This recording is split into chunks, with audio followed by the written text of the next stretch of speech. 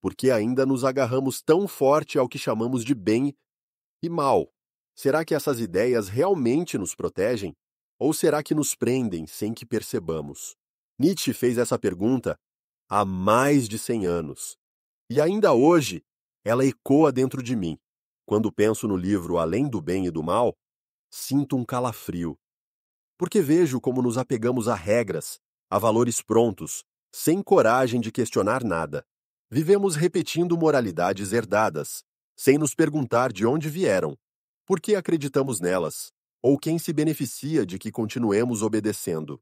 Nietzsche nos convida a olhar para essas verdades fixas e perceber que muitas nasceram do medo, não da força. Ele nos provoca a investigar se nossa bondade não passa de covardia, se nossos ideais de justiça não são apenas uma forma de esconder ressentimentos. O que parece virtuoso pode ser só a negação do nosso instinto de vida.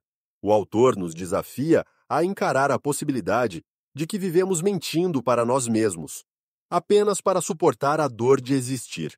Quantas vezes você já seguiu regras sem pensar? Quantas vezes deixou de viver algo verdadeiro por medo de ser julgado? Quantas vezes se escondeu atrás do bem, apenas para evitar a coragem de assumir suas próprias vontades? Nietzsche falava justamente disso. A moral que nos cerca pode ser uma prisão dourada, bonita, mas ainda assim, uma prisão. Ele acreditava que romper esses grilhões era a única chance de encontrar nossa força mais profunda. Hoje, parece que estamos mais perdidos do que nunca. Todos dizem o que é certo e o que é errado. Todos querem impor padrões, mas poucos param para refletir de verdade. Quantas vozes disputam nossa obediência, cada uma apontando um caminho, mas nenhuma nos perguntando quem realmente somos. Por isso as ideias de Nietzsche seguem tão atuais. Ele nos lembra que quem não cria seus próprios valores vive sob o peso dos valores dos outros. Ele falava de uma vontade de potência, essa energia interior que nos faz crescer, que nos faz ousar, que nos empurra para a vida. Essa vontade é muitas vezes sufocada por regras morais rígidas, por tradições cegas, por doutrinas que querem matar nosso impulso de viver. Para Nietzsche, a coragem de questionar o bem e o mal era um ato de saúde. Era uma forma de afirmar a vida em toda a sua intensidade. Quando leio suas palavras, penso no quanto a sociedade moderna ainda tem medo de quem pensa diferente. O quanto ainda tentamos silenciar vozes que desafiam as regras. O quanto criticamos quem ousa viver fora do esperado.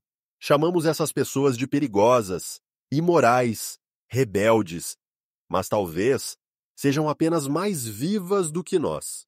O desconforto que elas nos causam mostra o quanto preferimos nos esconder na segurança do moralismo. Nietzsche nos lembra que a moral tradicional se baseia na negação, na renúncia, na contenção. Ele enxergava nessa moral uma recusa da própria vida, um gesto de medo, dizer não para tudo que pulsa, tudo que vibra, tudo que arde. Essa negação nos adoece. Ele queria inverter o olhar, nos fazer perceber que a verdadeira grandeza está em afirmar a vida, mesmo com seus riscos e suas dores. Penso em como isso faz sentido quando olho ao redor. Quantas pessoas vivem como fantasmas obedientes, sem coragem de se jogar na própria experiência, sem coragem de sentir o gosto agridoce de viver plenamente. Parece que a modernidade nos ensinou a sermos corretos, mas não nos ensinou a sermos inteiros. Nietzsche nos convida a desconfiar de toda a certeza pronta. Ele acreditava que a busca pela verdade era sempre provisória, sempre inacabada.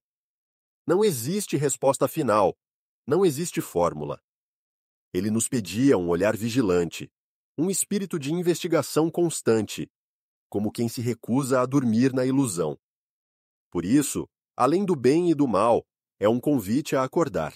Vivemos numa época que gosta de separar tudo entre bom e ruim, justo e injusto, permitido e proibido. Mas a vida não cabe em caixas tão pequenas. Nossa experiência é confusa, contraditória, rica demais para caber em dogmas. Quando tento reduzir a vida a regras, perco a chance de experimentá-la de verdade. Nietzsche não negava a moral por completo, mas criticava sua rigidez. Ele não queria o caos, mas queria liberdade. Liberdade para criar valores novos. Liberdade para respeitar a potência de cada ser humano. Ele acreditava que quem obedece cegamente nunca se torna senhor de si mesmo. A obediência automática rouba-lhe a coragem, rouba-lhe a grandeza. Penso nisso sempre que me vejo fazendo o que todo mundo faz. Sempre que repito padrões sem pensar. Sempre que aceito uma autoridade sem questionar. É nesses momentos que sinto como posso estar me traindo. Como posso estar matando a parte mais viva de mim mesmo. Nietzsche falava também do perigo dos moralistas profissionais. Aqueles que vivem apontando erros nos outros. Ele os via como ressentidos, pessoas frustradas, que transformam seu rancor em leis gerais. Querem impor ao mundo aquilo que não suportam neles próprios. Querem limitar os outros porque não conseguem se libertar. Por isso a crítica dele é tão dura. Ele acreditava que esses moralistas adoecem a sociedade inteira. Quantas vezes vemos isso hoje? Gente que se sente bem dizendo o que o outro pode ou não pode. Gente que se alimenta do controle dos outros. Gente que sorri ao policiar comportamentos. Gente que nunca viveu plenamente, mas quer impedir que outros vivam. Nietzsche chamou isso de moral de escravos. Uma moral que brota da fraqueza, não da força. O contrário disso seria a moral dos senhores. Uma ética que nasce da abundância de energia, de coragem, de vitalidade. Quem vive assim não precisa dominar ninguém, porque já domina a si mesmo. Quem vive assim não tem medo de que os outros sejam livres, porque conhece o gosto da própria liberdade. Esse pensamento me arrepia, porque vejo o quanto ainda somos tentados a seguir rebanhos. O quanto é difícil caminhar sozinho. O quanto a solidão nos assusta. Mas Nietzsche via nessa solidão um caminho de fortalecimento, um preço que vale a pena pagar, porque só quem ousa ser diferente encontra sua própria verdade. Vivemos bombardeados por opiniões que nos dizem o que é melhor, o que é aceitável, o que é correto. Mas a filosofia de Nietzsche me lembra que nada disso nos garante plenitude. Somos nós que precisamos arriscar, criar, ousar, viver. Não existe caminho pronto. Não existe verdade empacotada. A cada passo precisamos reinventar nossos valores, perceber nossos limites, decidir com consciência. Ele dizia que poucos são capazes disso, porque a maioria se conforma com a tranquilidade de não escolher. Quem não escolhe, não erra, mas também não vive. Quem não questiona, não sofre, mas também não cresce.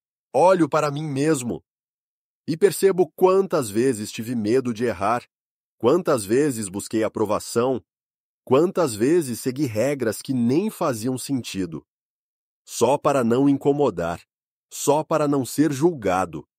Mas cada vez que fiz isso, senti a vida se apagar um pouco dentro de mim.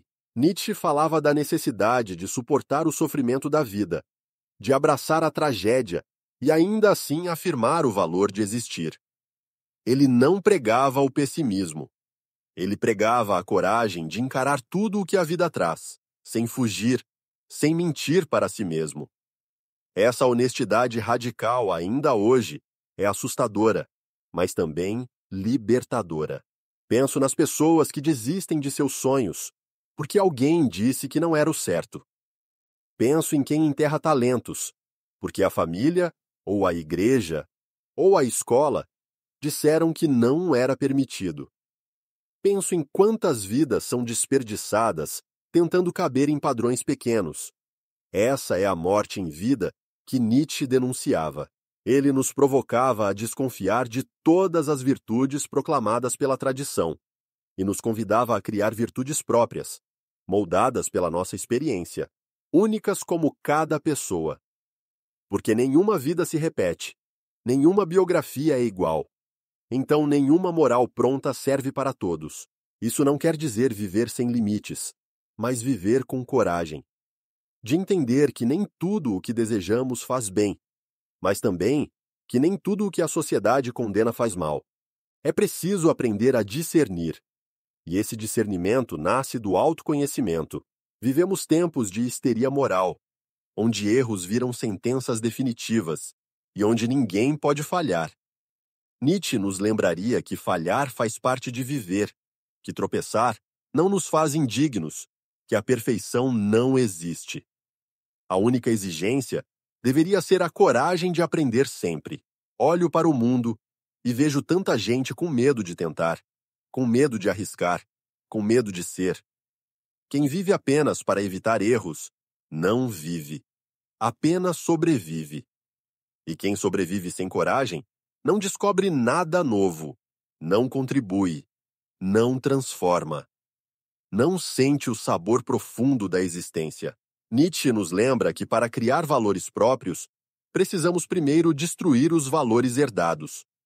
Esse processo dói, porque nos obriga a abrir mão de velhas certezas, mas ao mesmo tempo, nos devolve a potência, nos devolve a dignidade, nos devolve a autoria da nossa vida. Talvez seja isso que mais me emociona em Além do Bem e do Mal. A mensagem de que podemos ser autores da nossa história. De que não precisamos seguir roteiros prontos. De que podemos inventar novos caminhos, mesmo que eles nos assustem. A modernidade nos oferece tantas vozes, nos oferece tantas verdades de plástico, tantas soluções mágicas. Mas a filosofia de Nietzsche nos chama a desbravar um terreno mais difícil, o terreno da consciência. Ele nos convida a abrir os olhos e perceber que nada nos salva de nós mesmos, apenas a nossa lucidez.